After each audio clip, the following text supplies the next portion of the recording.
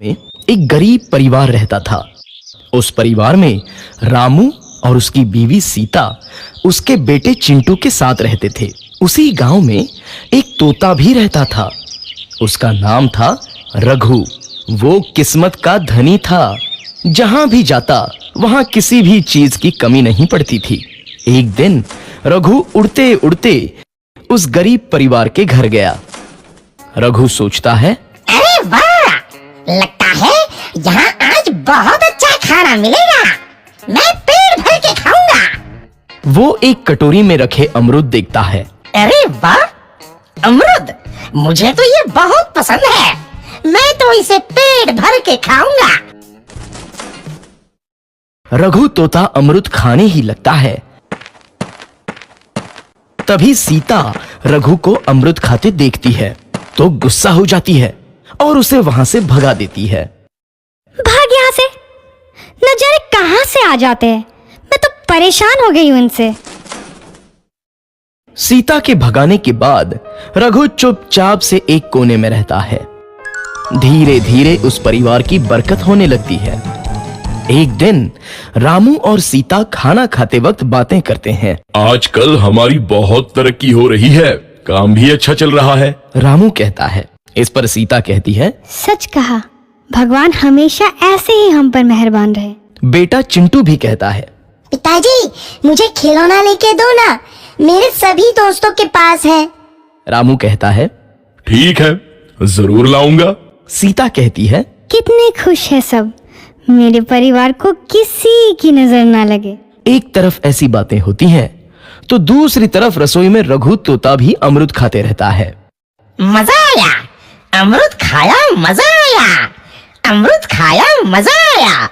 तभी सीता रसोई में आती है और रघु तोते को अमरूद खाते देख बहुत गुस्सा होती है।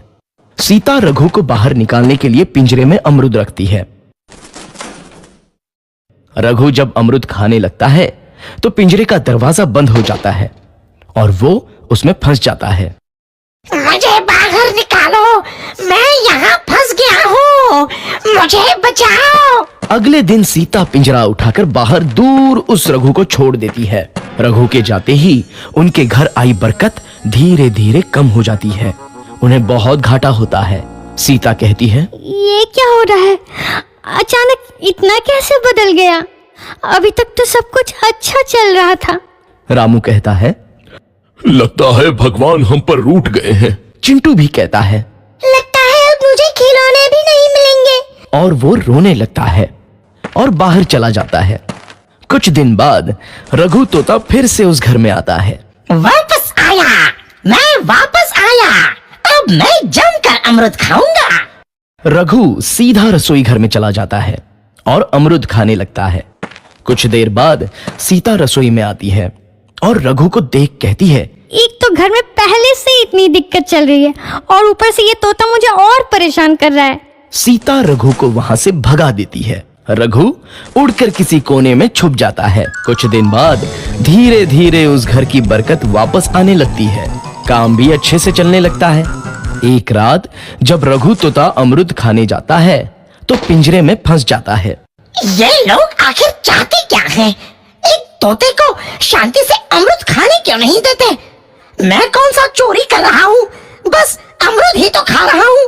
तभी रामू वहां आता है और पिंजरे में रघु तोते को देख उसे बाहर छोड़ देता है। ये तोता भी कितना जिद्दी है, बार बार वापस आ जाता है। जैसे ही रामू रघु को छोड़ देता है, अगले दिन से फिर से उनके घर की बरकत जाने लगती है। काम में घाटा होता है। किसी को समझ नहीं आ रहा था कि ऐसा क्यों हो रहा है। रघु तोता घर आता है तो अचानक बरकत आती है और जब रघु तोता को बाहर निकालते हैं तो बरकत चली जाती है। एक दिन सीता रघु तोते के घर आने और बाहर जाने की स्थिति पर नजर रखती है।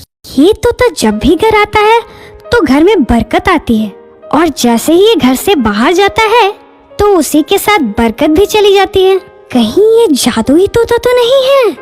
अगली बार जब ये तोता घर आएगा तो मैं इसे कहीं नहीं जाने दूंगी। सीता रघु का बहुत इंतजार करती है लेकिन रघु तोता दोबारा उस घर में कभी नहीं आता। दोस्तों अगर वीडियो पसंद आए तो वीडियो को लाइक करके कमेंट करें, शेयर करें और चैनल को सब्सक्राइब करना बिल्कुल भी ना भूलें ऐसे नए नए वीडियो के लिए।